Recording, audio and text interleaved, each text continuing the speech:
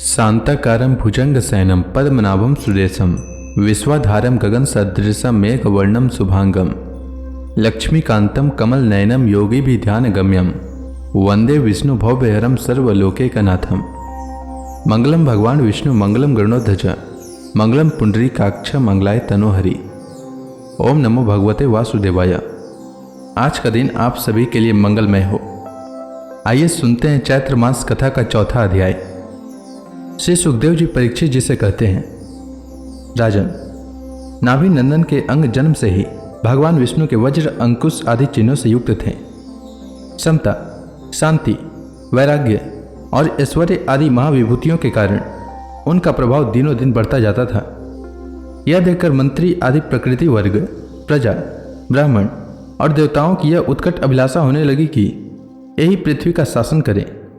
उनके सुंदर और सुडौल शरीर, विपुल कीर्ति, तेज, बल, ऐश्वर्य, यश, पराक्रम और शूरवीरता आदि गुणों के कारण महाराज नाभि ने उनका नाम ऋषभ रखा।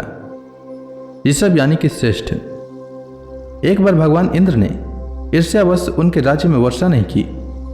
तब योगेश्वर भगवान ऋषभ ने इंद्र की मूर्खता पर हंसते हुए अपनी योग माया के प्रभाव से अजनाब खंड में खूब जल बरसाया। महाराज नाभि अपनी इच्छा के अनुसार श्रेष्ठ पुत्र पाकर अत्यंत आनंद मग्न हो गए और अपनी ही इच्छा से मनुष्य शरीर धारण करने वाले पुराण पुरुष श्रीहरि का सप्रेम लालन करते हुए उन्हीं की लीला विलास से मुग्ध होकर वत्स तात ऐसा गदगद वाणी से कहते हुए बड़ा सुख मानने लगे।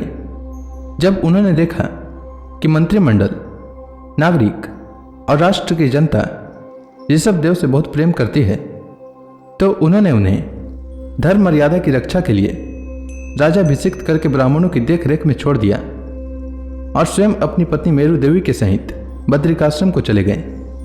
वहां अहिंसा वृत्ति से, जिससे किसी को उद्वेग न हो, ऐसी कौशलपूर्ण तपस्या और समाधि योग के द्वारा भगवान वासुदेव के नर नारायण रूप की आराधना करते हुए समय आने पर उन्हीं के स्वरूप में लीन हो गए। पांडुनंदन, राजा नाभि के विषय में यह लोकोक्ति प्रसिद्ध है, राजर्षि नाभि के उदार कर्मों का आचरण दूसरा कौन पुरुष कर सकता है। जिनके शुद्ध कर्मों से संतुष्ट होकर साक्षात श्रीहरि उनके पुत्र हो गए थे। महाराज नाभि के समान ब्राह्मण भक्त भी कौन हो सकता है। जिनकी दक्षिणादि से संतुष्ट हुए ब्राह्मणों ने अपने मंत्र बल से उन्हें यज्ञशाला में साक्षात श्री विष्णु भगवान के दर्शन करा दिए। भगवान ऋषभ देव ने अपने देश अजनाब खंड को कर्म भूमि मानकर लोक संग्रह के लिए कुछ काल गुरुकुल में वास किया। गुरुदेव को यथोचित दक्षिणा देकर गृहस्थ में प्रवेश करने के लिए उनकी आज्ञा ली।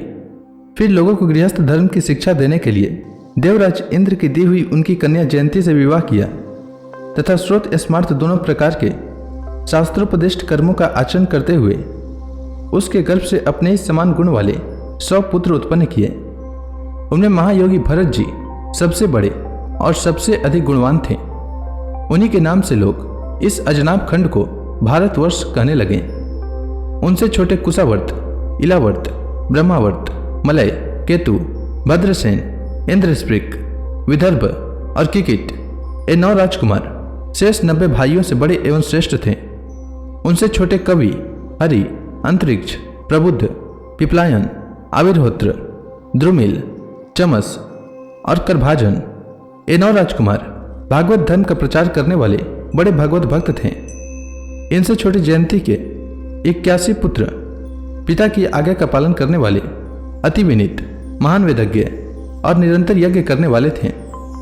वे पुण्य कर्मों का अनुष्ठान करने से शुद्ध होकर ब्राह्मण हो गए थे। भगवान ऋषभ देव यद्यपि परम स्वतंत्र होने के कारण स्वयं सर्वदा ही सब प्रकार की अनर्थ परंपरा से रहित केवल आनंदानुभव स्वरूप और साक्षात ईश्वर ही थे, तो भी अज्ञानियों के समान कर्म करते हुए उन्होंने काल के अनुसार प्राप्त धर्म का आचरण करके उसका तत्व न जानने वाले लोगों को उसकी शिक्षा दी। साथ ही सम, शांत, सुहृद और कारुणिक रहकर धर्म, अर्थ, यश, संतान, भोग, सुख और मोक्ष का संग्रह करते हुए गृहस्थाश्रम में लोगों को नियमित किया। महापुरुष जैसा जैसा आचरण करते हैं दूसरे लोग उसी का अनुकरण करने लगते हैं।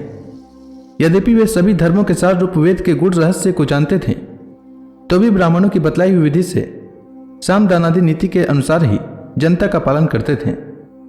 उन्होंने शास्त्र और ब्राह्मणों के उपदेशानुसार भिन्न भिन्न देवताओं के उद्देश्य से द्रव्य, देश, काल, आयु, श्रद्धा और ऋत्विज आदि से सुसंपन्न सभी प्रकार के 100 यज्ञ किए।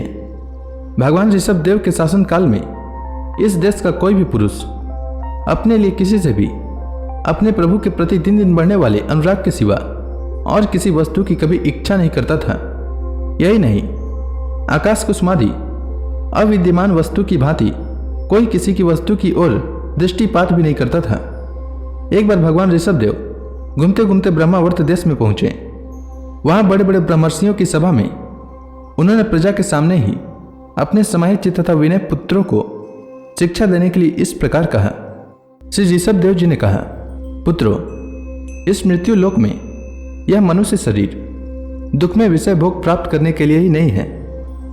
ये भोग तो विष्टा भोजी शुक्र कुकरादि को भी मिलते ही हैं। इस शरीर से दिव्य तप ही करना चाहिए जिससे अंतःकरण शुद्ध हो, क्योंकि इसी से अनंत ब्रह्मानंद की प्राप्ति होती है।